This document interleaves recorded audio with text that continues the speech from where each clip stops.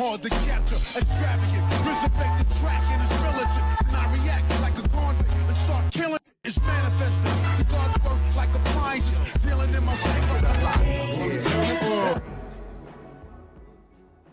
Yo, what's going on everybody? It's your boy Naruto Explain here, bringing you guys another discussion for Boruto Naruto Next Generations, the manga. And for those of you guys who are anime only fans, this is the time of the month that a lot of the content that we talk about here on the channel is going to be spoiler heavy, so I thank you for your support. However, if you're still here, I'm assuming you guys are all caught up with the Boruto manga and you do not care about me talking about spoilers or speculation theories that are based on stuff that takes place in the manga, thereby the theory is crafted. So with that being said though, if you're still here, let's dive right into the actual topic. So as you can tell from the title, as you can tell from the thumbnail, and those of you guys who are enlightened souls who read the description box, you know what today's topic is. So Eida versus Sakura, and I gotta say, this is a battle that I think that we need to have a conversation on. Now I know somebody's like, yo, what the hell can Sakura do against Eida? Eida is extremely powerful. There's no plot device possible that could even give Sakura the opportunity to go up against Eida. And even if there was something that Sakura could do, Eida could just make Sakura fall in love with her, because Eida can control your heart, because Eida has control over the emotions of love. And I'll say yes, yes, yes, yes, yes. So we'll start with this last one first before we go into the controversial part about Sakura and why, like I've said in my True Power series video on Sakura Haruno, about why Sakura now in the Boruto era is a lot stronger than a lot of people are giving her credit for. But the fact is that that whole thing about love and emotions, I'm going to explain to you why I do think that in universe there is some standard to say that Sakura should be able to overcome Eida's ability. Now, why am I saying that this could be something that's possible? So just bear with me for a second. So Eida has the ability to control how somebody falls in love and they fall in love with her. It's something to where the people are made aware of it like Bug, but they can't actually resist it, and they end up doing what she wants them to do because Eida has that sway over the people's hearts. However, this is the thing, love is what? Scientifically, once you start looking at the love chemicals that people have, the so-called love hormone that gets released inside of people that directly leads into people feeling giddy and euphoric and energetic and etc. Essentially, those are all imbalances that happen in your brain. And what I think goes on with Eida's ability is that Eida's ability is able to essentially take control of those actual chemicals to get released inside of your brain once you make eye contact with her. Now, the reason why that's important is that we've seen how in the Naruto franchise, how people like Tsunade can use jutsu that mess up the electrical impulses that go through your body to control stuff like movements, like what she did with Kabuto. And I think that you could do a very similar type of a situation here with Sakura versus Eida, to where once Sakura realizes what's going on with her ability, that could be something where, because she is a medical ninja, she's going to be able to recognize those feelings and emotions and actually be able to restructure the chemicals in her brain, which could make Sakura the only person that can actually go up against Eida by being able to do something on that level right there, which is going to require a whole lot of chakra control and understanding of the human body. However, that leads me to this next point, which I think that is probably the most important of this video, which is the fact that narratively, when you look at the benefits of actually going after Sakura, it kind of ties into what I've talked about in the past. You need a way to where you're going to be able to ultimately draw out Boruto. Well, the way that you actually do that is you find a way to get Sasuke. Well, the way that you do that is you either find a way to actually directly draw Bortuo out of the village, which I've talked about before, potentially kind of targeting Himawari or somebody like that. However, if you go the route of Sasuke, the way that this actually works is you either try and pull up on Sasuke when he's out there doing whatever he's doing out there in the ninja world, because he's not been seen since the incident where Naruto, Boruto, Kawaki, and Sasuke ended up back in Konoha. We haven't seen Sasuke since then. So it kind of goes into this right here. The way that you're actually able to pull out Sasuke is that you go back to what Masashi Kishimoto did in Naruto Gaiden, which is Sakura ended up saving Sarada and ended up getting taken hostage essentially, and Sasuke ended up taking everybody to go find Sakura after the fact. Well, it's kind of the same thing here, to where if you get news out that you have Sakura, that's the way to draw Sasuke out, which by extension will draw out Boruto, which will then draw out Kawaki, who is going to ultimately make Naruto have to go after all of them. So I think that that's the way that you do it, and it also also allows Code to fight Sasuke one-on-one and then turn around and have to fight Naruto one-on-one. Strategically, that's the thing that makes most sense. Narratively, that's also something that makes a lot of sense. And then when you look at the fact that Sakura, in theory, because of what she's able to actually do with that huge understanding of the human body, she should be able to reprogram those chemicals in her brain that Eida is manipulating by using that ability to where she's able to take control of people's hearts. I think that that is something to where now all of a sudden that puts you to where Eida says that I can only do taijutsu and I can't really do much else in battle. Now you have two people who are taijutsu heavy who are going to be going at it at that point. I think that, again, narratively, that's something that works. I know somebody's like, yo, Eida should curb stomp Sakura. And I'll say, I don't disagree that Eida will win this fight. However, I want to stress something. This Sakura that we have now in Boruto is not the same Sakura from the war arc. There's a completely different level of power that this Sakura has. Her power has been recognized by other Kages. And honestly, it isn't for lip service either. When you look at some of the light novels, like for instance, the Sakura Hida novel,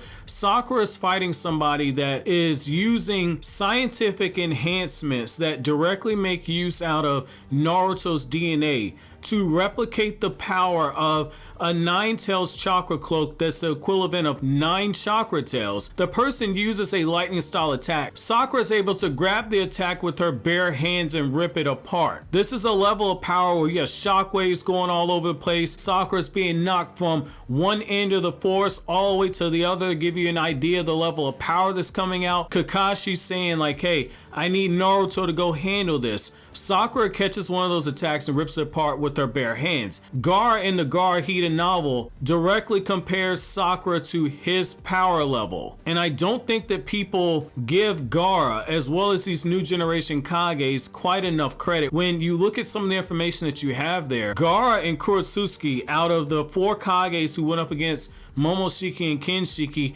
they did the best, with Kurosuke in the Boruto movie novelization coming very close to actually killing Kinshiki. And when you look at the anime and the manga, she was able to knock Kinshiki clean through one of the god trees. And the reason why this is important is Masashi Kishimoto wrote in Naruto Gaiden, they're like, hey, these are people beyond Kage. Now, whether or not that was a reference to them fused together or them as individuals, the fact is that even as individuals, their power level is still in that upper tier. So this is one of those times where when you really look at how powerful the characters have gotten post time skip, you got to put some respect on it. Kurosuke managed to react and dodge an attack that Fused Momoshiki used. Everybody else, Darui and Chojuro, got taken out in one hit, no time to react. Gar, the person that we're directly putting Sakura right next to, Gar was able to stop Fused Momoshiki mid speed blitz and able to restrain him. That says a lot. He still got taken out in one hit. That still says a lot that he was able to stop Fused Momoshiki mid speed blitz. No other Kage was able to do something like that. So when you take that and then you add in the fact that Sakura has the Byakugo seal that has been drawing chakra for 13 years, because the last time she used the Byakugo seal was during that fight I told you earlier where she grabbed a lightning release chakra attack and ripped it in half. Essentially, she's got 13 years worth of chakra that's sealed inside that Byakugo seal. You saw what it did during the war arc. Even if you don't want to take the statement that's in the data book that says that Sakura is able to catch up to EMS Sasuke's power level, even if you want to ignore that, and also ignore the data book entry for Sakura for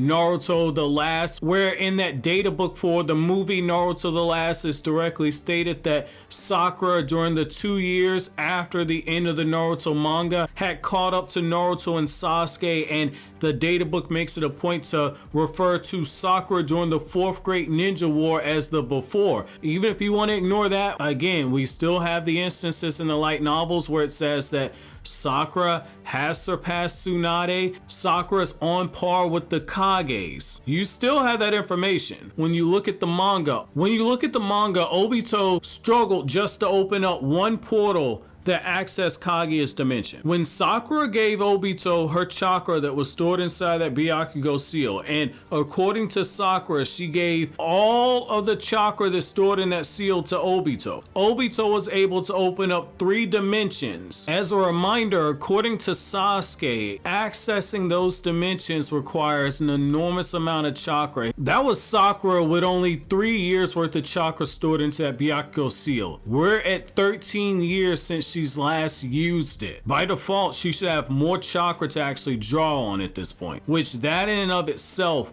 is absolutely scary if Sakura and her base is going to be comparable to where Gar is right now. I'm not saying that she has enough power to defeat Eida. Lord knows I'm not saying that, because you saw how strong Jigen was, especially in the manga. He's actually a little bit weaker in the anime, because in the manga, he only needed 2 hits to knock Naruto out of his chakra mode. Eida's supposed to have more power than Jigen, so in no way am I saying that Sakura is going to have that power to where she's pressing up on Eida. But what I am saying is that this version of Sakura now in the base is stronger than the War Arc version of Sakura and has access to more chakra via that Byakugo seal than the Sakura from the War Arc that was able to open up 3 of those dimensions that Sasuke and Obito both said require an enormous amount of chakra. So I say that to say I still expect Sakura to get stomped if it ever came down to it in a fight, but I am saying narratively that makes a lot of sense if you're trying to draw Sasuke out in an effort to draw Bortuo out, which would in turn draw out Kawaki and then eventually Naruto. I already know how it is, like anytime you say anything about Sakura, everybody gets super passionate. It's a very divisive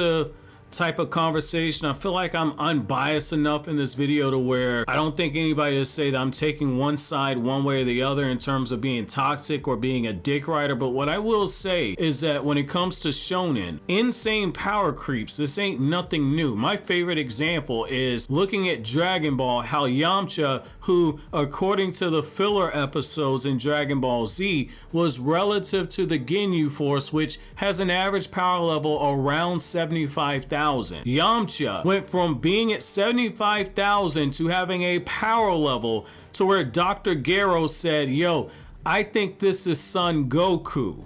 At that point, Goku's power level by Dr. Gero's calculations would have been in the millions.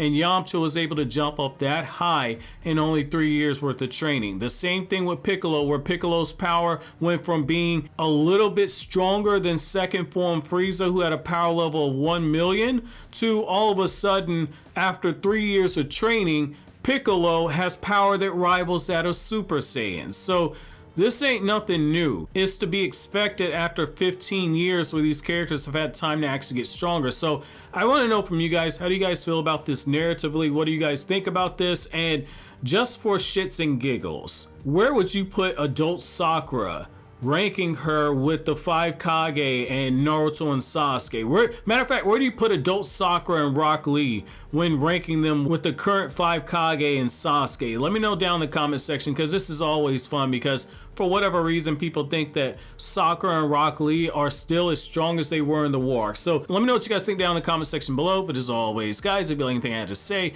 don't forget to comment, rate, subscribe, and share. Thank you so much for watching to the end. Have an awesome day, guys.